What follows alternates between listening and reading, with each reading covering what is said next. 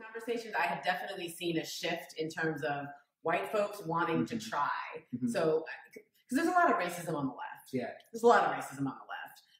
And there's a lot of racism that doesn't know that it's racism on the left. So it's sort of like peeling back the layers of white people who think that they're woke and think that they've got it, peeling all that back and trying to figure out, well, what is it that you think that you have? Yeah. And the conversation that I am trying to have is trying to convince people that it's not enough to come into my mentions and be like, yeah, man, I totally agree with you. Or like, yeah, white people are the worst. We're the worst.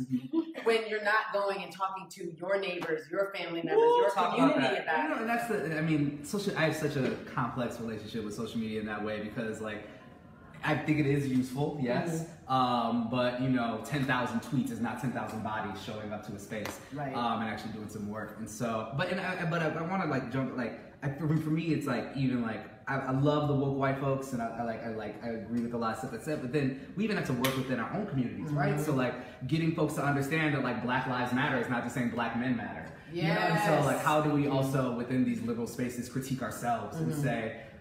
That like we are not being intersectional in how if you're anti-racism but you're still anti-woman, if you're anti-racism but anti-woman and anti-queer at the same time, you're not really anti-racist. Right. Your politics are so small, and so how do we introduce like the mildly woke to a full awakeness? And then I think like when do we engage with the other side of that conversation? A lot of things. It feels like we're at a tipping point in a lot of ways in the world. It feels like a political tipping point. It feels like an ecological tipping point. It feels like an ideological tipping point in a lot of ways. And so I think one of the things that I'm hoping might come out of here is to figure out new ways to think about what revolution looks like. And like how do you revolt with as least smoke and fire as possible? Yes. And like sometimes I don't know, like I'm kind of scared of that thing. I kind of also think that those particular kind of revolts are necessary.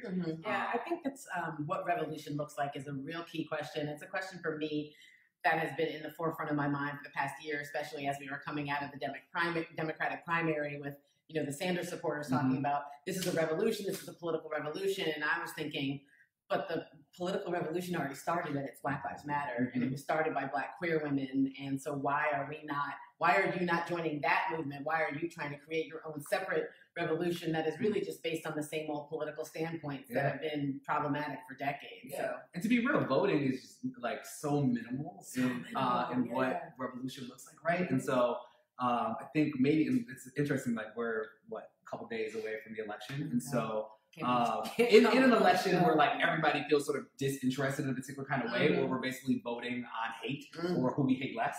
How do we actually engage all the people that have been unengaged to look beyond this like political voting landscape and actually reach out and revolt in other ways? How do we think about politics outside of politics? Yeah, absolutely.